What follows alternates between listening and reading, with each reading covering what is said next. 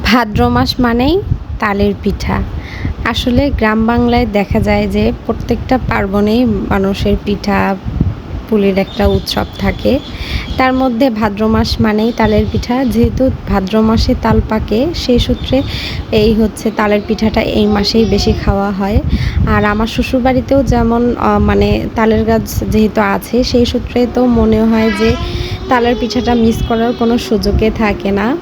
তো গ্রাম থেকে আসার সময় এবার আমি তাল নিয়ে এসেছিলাম, যদিও শ্বশুরবাড়িতেও খাওয়া হয়েছে তালের পিঠা। আর তারপরেও আমি একটা নিয়ে এসেছি যে হচ্ছে বিকালে বানানো যাবে। মাঝে মাঝে আসলে হঠাৎ করেই দেখবেন একটা জিনিসের খাবার একটা মানে খাওয়ার একটা ইচ্ছা জাগে যে খাইলে ভালো লাগবে এরকম। তো সেইভাবেই নিয়ে আসছি। আসলে পিঠা জিনিসটা সবসময় ভালো লাগে না বা মানে খুব একটা পছন্দ না, কিন্তু হুট করে দেখা যায় যে খেতে মন যায়। তো ঠিক সেই রকমই আজকে মনে হলো যে একটু তাল যেহেতু আছে কয়েকটা বড়া বানাই। তো যেই ভাবনা সেই কাজ, আমি তালটা রস করে নিই। মানে রসটা করে নিয়েছিলাম হচ্ছে দুপুরবেলা। তো যেহেতু দুপুরবেলা ছেলেকে খাওয়ানো ঘুম পাড়ানো, তখন তো করে আর করার সুযোগ হয় নাই। রস করে ফ্রিজে রাখছিলাম, তাতেই একদম বরফ হয়ে গেছে। ডিবে রাখছিলাম তো তাই আর কি।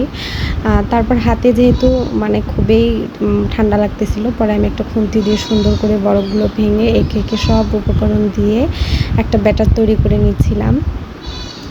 আর হচ্ছে আমি আর একটা টিপস বলি আর কি, সেটা হচ্ছে আমি কিন্তু প্রত্যেকটা এই পিঠার মধ্যেও সামান্য পরিমাণ একটু লবণ দিছি। জানি না কে কে দেন, যারা দেন অবশ্যই কমেন্টে জানাবেন। আমি আমার মাকে দেখছি, আম্মু প্রত্যেকটা জিনিসেতেই খুবই সামান্য পরিমাণ একটু লবণ দিত। আম্মু বলতো তাহলে হচ্ছে মিষ্টির একটা ব্যালেন্সটা অনেক সুন্দর হয়, যেটা আপনারা ট্রাই করতে পারেন। আর এই তো এটা এক সুন্দর একটা ব্যাটার আমি তৈরি করছি। এটার টেক্সচারটা হবে ঠিক আমরা যেরকম কেক বানাই ঠিক সেরকম। আসলে বড়ার জন্য বেশি পাতলা করা যায় না, আবার বেশি ভারীও করা যায় না। তো আমি এটাকে কিছুক্ষণ ঢেকে রাখবো, তাহলে দেখা যাবে পিঠাটা অনেক সুন্দর ফুলে যাবে, নরম হবে। তো আমি তাই করতেছিলাম। এরপর হচ্ছে ঢেকে দেবো একটা স্টিলের প্লেট দিয়ে।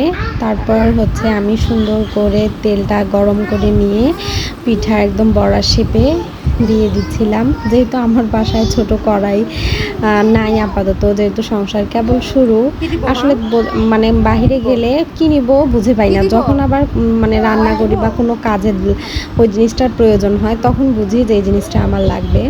তো যাই হোক, আমার কিন্তু বড়াগুলো একদম রেডি। দেখতে যতটা সুন্দর হয়েছে, খেতেও মাশাআল্লাহ অনেক মজা হয়েছিল।